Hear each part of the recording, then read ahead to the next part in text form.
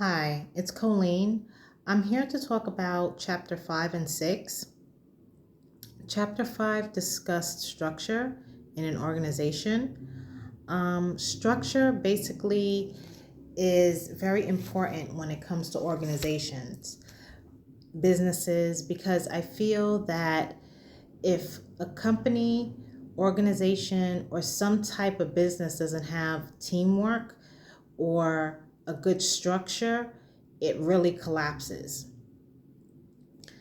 especially when employees don't have a clear directive from an employer of how they are supposed to carry out tasks in the company. When everything is scattered and all over the place, it becomes very hard and very confusing to employees because they're not sure of what they're supposed to be doing or how they're supposed to be doing it. Most companies, I feel, should have a meeting at least, if not once a week, every 2 weeks, or at least once a month to discuss how everything is going with the company and get a clear plan of what is wrong or what is making employees unhappy. Because when employees are unhappy, sometimes they don't speak up about it because they figure they need their jobs. So once an employer or any type of business sits down and talks to their employees of what they could be doing better, it's always a good thing. And most employers sometimes don't do that. So, structure and how the company wants to run is crucial to having longevity in whatever type of business that they're trying to put out. When it comes to teams, also, teams are basically, sometimes I feel it's a hit or miss with teams because sometimes you have employees that want to take over on teams. And when it's a team effort, like if you're assigned to a project and your boss wants you to do something, it's a team member can basically one team member, I should say, could either cause chaos for the team because they're not agreeing. Everybody's not on the same page, is what I'm trying to say. So I feel like when you design teams to do a project, everybody needs to be, if not on the same page, but at least in agreement with the majority of what the team's tasks are. Because if they're not, it could cause another confusing situation and it will cause low productivity. So I think it's definitely important to have a good team that everyone's on the same page and everyone has a clear motive of what the team is trying to put out and what the team is trying, the goal for the team is. That's the main thing.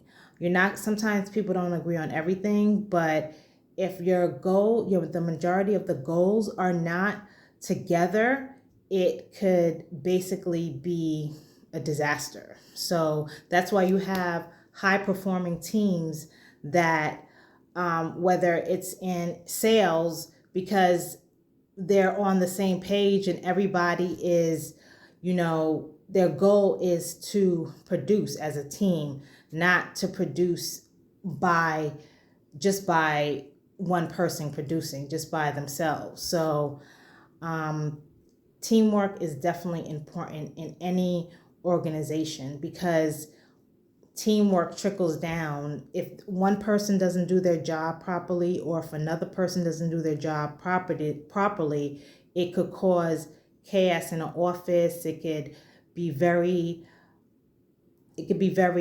bad for the company or the office of what they're trying to portray. You see it all the time when you go to certain businesses. They might have a rude employee or whatever the case may be. They're not really contributing to the team. They're doing their own thing or whatever the case may be, and their part in the team might be crucial for the team to run properly and also to produce. So you have to have a team that's on the same page, at least the majority of the time. And that causes a good structure in an organization. Everybody in an organization is not going to agree on everything, but as long as they're there in an everyday effort and they're striving for the majority of the same things, it's going to work at least 99% of the time. I've seen it. I'm an administrator at a hospital in the medical education office, and I've been at the hospital for 12 years, and I've seen a lot of people come and go in the office. And I feel like right now we have a good team, because before I felt like the team was not that good, and there's always somebody off doing their own thing. I didn't start out as an administrator, but being there all these years, I just made administrator about 2 or 3 years ago. So, and now I feel it's a good team because everybody's on the same page. So teamwork is very important in any type of business that runs on a day-to-day basis. You have to have a good team in order to succeed and stay in business. In chapter 6, they talked about people and organizations. And the organization asks, how do we find and retain people with the skills and attitude to work? A lot of companies, and especially now with the whole pandemic and everything that we've been through, a lot of people are basically going remote, and that's what a lot of companies are asking now, because they're like, how can we find a good person that wants to work and is going to do their job, because so many jobs are being done remotely now. And even though you're not in the office every day, you still have to run effectively. So a lot of companies are asking this because they have to make sure whoever they get is not just going to slack off and just be messing around just because they're not in an office. So it's very important that organizations ask themselves these questions. And also, workers are asking themselves, how well will this place work for me? And lots of times, which questions that weren't being asked before.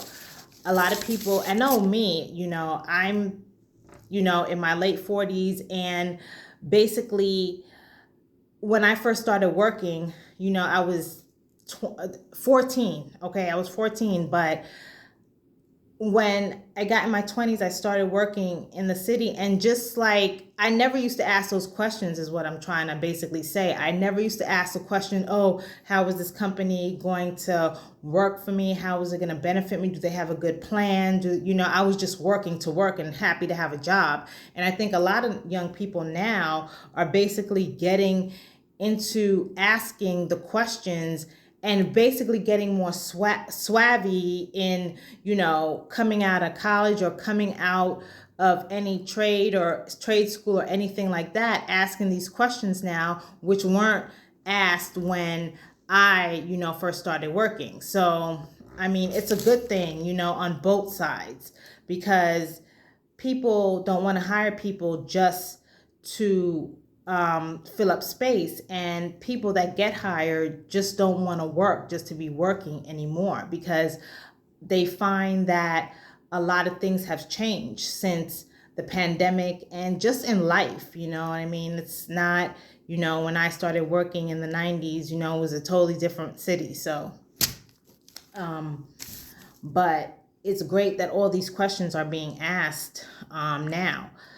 Also, mental health is a big thing in a lot of organizations now. I mean, I also discussed in my outline how residents, because I deal with a lot of residents at the hospital. They were getting burnt out, they were getting tired, the medical students, all this stuff was basically burning them out. So, hospitals, created, besides the sick time and also vacation time, mental health days, because it's just, and a lot of human sources, a lot of companies that have human resources, they're basically saying this, how, let's create something besides the regular vacation, sick, personal. Let's create a whole mental health days give to employees, because employees get burnt out also, especially when you keep going on day-to-day hustle bustle, especially in New York City. You know how it could be. It's crazy. It's always moving. So even though the pandemic did slow us down a lot, but we're still a moving city. So it's all these things that now companies are thinking of that they haven't thought of before, and I think it's excellent, because I feel that people need it, especially with, taking our health more seriously now, and with everything that went on, it's just good to be able for a company to have a mental health day besides all your other days. So it's very good. Maslow's, I hope I didn't butcher his name, but basic needs for physical well-being, safety, and they have to be satisfied first. And he was saying this back then. I don't think anybody was really listening like that back then, but the fact that he even brought it up, is basically a good thing. Employers now are giving employees all these benefits, incentives, which is great, because I feel that, people need it, especially in today's society, and also everything is going up, as far as like, the prices on everything. So it's good to have, cost of living raises and all that stuff. So organizations are definitely wanting to help people now, especially with all the emotional stress that we have been through due to the pandemic. And there were other things before, but that employers didn't think about. So it's a good thing now that all of this is, happening. I mean, out of everything comes that is tragic, always comes some type of, light that helps people, and which you didn't see before if the event never happened. So it's really a good thing that things are being taken into consideration now that wasn't being taken into consideration before. Even though they were being said, they weren't being taken into considerations, because all these experts and everyone